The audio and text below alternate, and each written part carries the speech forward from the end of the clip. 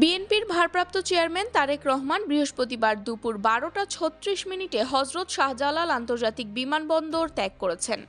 বিমানবন্দরে দলীয় নেতাদের সংবর্ধনা গ্রহণ শেষে তিনি বাস যোগে রাজধানীর উদ্দেশ্যে রওনা দেন।